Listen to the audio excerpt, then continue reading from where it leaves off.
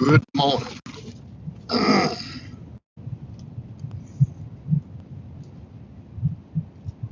Just wanted to jump on and do a quick live before my day took off with me. Golly, look at this thing. It's different seeing it at night at home. The camera really tells you what you need to address, huh? Shit. Well, good thing I have an appointment today at 4 p.m. to see the Grandmaster Beard Man. Well, I just wanted to jump on. Didn't do a live last night. The previous day, I actually did look at me with my glasses on. The previous day, I just started feeling bad. I don't even know how to explain it. And I went to wake up yesterday morning, and it just wasn't happening.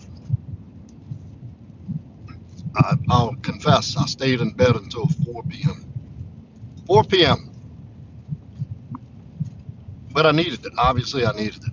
Here I am, up and about, bright and early. Feel good. I feel amazing. And but there was just some things, when I don't know if I was sick or to run down, whatever. I don't like to put labels on it because I'm a strong believer in affirming what it is. Whatever something is in the present, that's why I don't like saying I am sick or I don't feel good. I can say I'm healing, or today hasn't been my best day, but it'll get better. I like to speak things into existence and out of existence. I'm a huge believer in that. And I think people are very careless and willy-nilly with their words. You don't realize you're like speaking these things about yourself into existence. So you better be really careful. I went over that on my live stream the other night. Be very careful what you say after I am, after you'd identify. I am is a very, very, very, it's probably the two most powerful words you can speak is I am. So make sure you have something affirming and empowering behind that. We're not saying you have to lie to yourself. A lot of people think, well, if that's not true, it's not reality, I'm avoiding reality. No, you're not. You're keeping the possibility open because the reality is you could go in either direction. But the point of the importance of I am is you setting the stage for that reality to come to fruition. But that's not why I got on here. What's up, Pena? That's not why I got on here today to talk about I am. What I came on to talk about is, feeling a little under the weather and a little crapped out. There's certain things, my mind shifts. My mind turns to this. I don't know about y'all, but when my resistance is down and I get, I start thinking about, all the things that that are out of my reach at that moment. And it honestly becomes a little bit scary. So I'm a little fearful. Like, shit, I'm not up to par, I'm not up to standard, I can't perform. And even though it's temporary, that's a frightening place for me. Even if I can intellectualize that this is probably just a little thing where you need some rest and you're going to be fine. But it's still, I don't know, I can't explain it. It just feels like it sticks. Because all of my facilities are down. My physical, my mental, my emotional, my spiritual. I feel so disconnected. Like all I can do is lay there in the bed and I'm thinking, my girl thinks that I'm not competent. I got to call people and tell them that I can't be where I said I was supposed to be. And I get all these things flowing through my head. And all these crazy limiting beliefs and thoughts in the moment. And but at the same time, I get to practice some gratitude that for so long, for so many years, that I've pushed and have recognition for the amazing things in my life. So it gives me an opportunity to kind of run down a gratitude list and have certain realizations of certain ideas and things that have proved to be true in my life. I mean, as simple as being able to have a conversation with my girl on the phone. That's just like, okay, it's not that bad. I keep a lot of shit from her. I don't tell her I feel like I can't move. Oh, I'm dying, because that's what I feel like when I'm sick. Yeah, I don't do sick well. And but it's the little things I think of, like, okay, if I hadn't been doing what I'm doing, hustling and grinding, I probably would have never gotten that condition. Working 7 days a week and packing everything into a day I can. So that's actually a plus, right? Then remembering that you take the recovery. Kampachi, I see you, man. Anyway, this is something I wanted to share. I'm going off on a tangent. Is that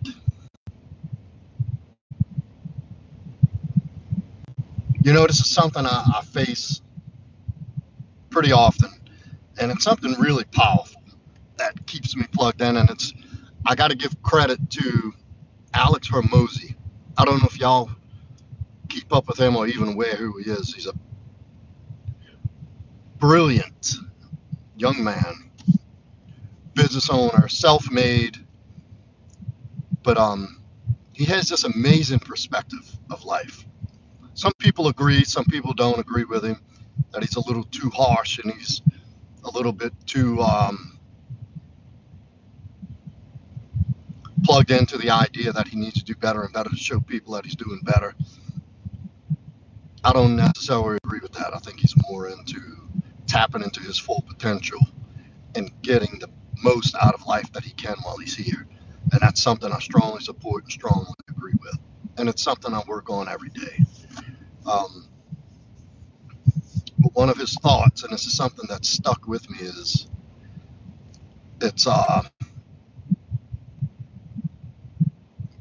this is where most people stop. That's why they don't win. I can't lose if I don't quit. And I got it in a place where, what's up, Japathy? I got it in a place where I can peek at it regularly and remind me of that. Because there are times it feels stuck and slow and hopeless and no progress is being made. And,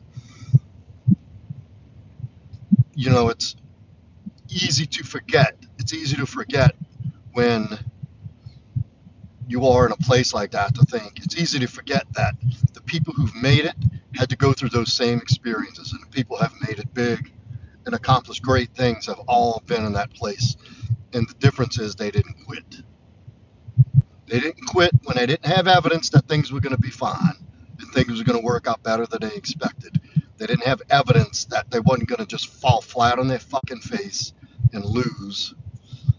They just kept going. They didn't quit despite the noise, the internal, the external, people telling you, oh, you got to do it this way, you got to do it that way, and your own combating your own inner demons that are telling you, man, why are you doing this? You aged out, or this is not going to work for you. They got people who worked out for you. It's all these things that need to be quieted, or at the very least ignored. It seems like, and this is evidence of God working in my life, is that whenever I'm in that space, some reason, by some happenstance, and I don't even like to call things coincidences, but when the time comes when I need to see one of his messages, it comes either on like a YouTube short or an Instagram or something. And one of the most profound things is, sorry about that, is this is where most people stop This is why they don't win. And it couldn't be a more morning Ayush. So yeah, just wanted to share that. If you're battling, if you're going through something, if you have something that seemingly just isn't moving, and you give it and give it and give it, and it's like, fuck, where's the other side of this? You impatiently scraping and waiting and looking for some kind of evidence that what you're doing is in the right direction, to know that that's the process. This is what the way up looks like. You have people who encourage you in the beginning and cheer for you at the end, but that's not when you need it. The praise never comes when you need it the most. This is why you got to be plugged in and have a strong foundation of this has got to be done no matter what, and stay the course. Not saying it's going to be perfect, not saying you're going to be 1000% on point every day. um Tripathi says, my friend has cut off our relationship over a discussion on sports. Why is it difficult to be friends with some people while disagreeing on some topics? Well, if you have somebody that's going to end a friendship because of a sports disagreement, you're better off without them. Let them keep walking.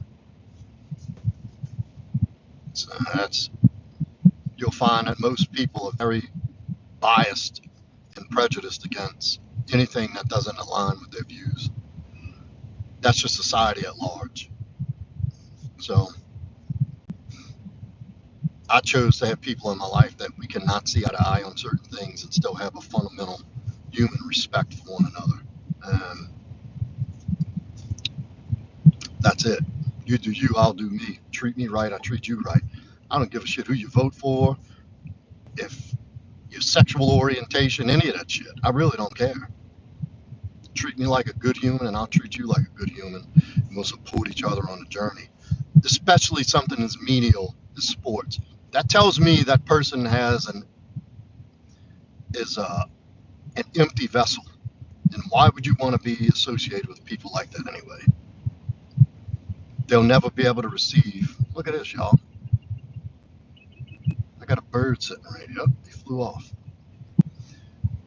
Why would you want to be associated with somebody who cannot even recognize and see the gifts you offer them because something as menial as sports disturbs them and knocks them off center? Those people can't appreciate you for who you are and what you offer anyway. So say good riddance, good luck with everything, and keep it moving. Yeah, I've ended friendships because of dumb shit like that. And besides, on this path, in life, there's going to be enough things that you have to overcome and see through yourself, that you have to tap into to get through and push through. You don't need to add. It's simply called complicating your life. That's the concept. Why add more shit and complication into something that already has its own challenges, its own set of challenges? Doesn't make sense, does it? If I would have come to you and said, hey, Tripathi, I got this friend that every time I bring up an idea or a path or a direction I'm going in, they shoot it down. The common sense answer would be, well, quit talking to him, right? There you go. Thank you for saying that, though, and there's my 2 cents. So anyway, I'm gonna jump off here. I just wanted to drop in and say good morning to everybody, to have a great day. Yeah, I missed last night. I feel great today. I feel amazing. Like maybe I just needed a good day's rest. Who knows? It doesn't matter why, but I feel great. That's all that matters. I had an opportunity to pray with a friend this morning, and I got to pray with my lady last night. That's very powerful for me at the end of my days. That I have somebody that we join together in prayer and have an opportunity to bring God into our lives together. Um, and this has been happening more frequently, not just with her and I. We do that regularly, but with people that I associate with in business. This guy over here at this very place I'm at today, 2 days ago, said a prayer together before parting ways at the end of the day. This is the kind of shit that happens. And I believe that's God affirming to me, you where you're supposed to be. You're doing the things that are supposed to be done right now. You're on the right path. Just little things of affirmation that God provides when you truly seek His will and direction. And these seemingly insignificant little happenstances, and they seem like coincidences. It's not. It's divine intervention and it's divine grace. So I wish y'all all an amazing day. Go pack into what you need to pack into today to make it worthwhile. And I'll see y'all tonight on the live.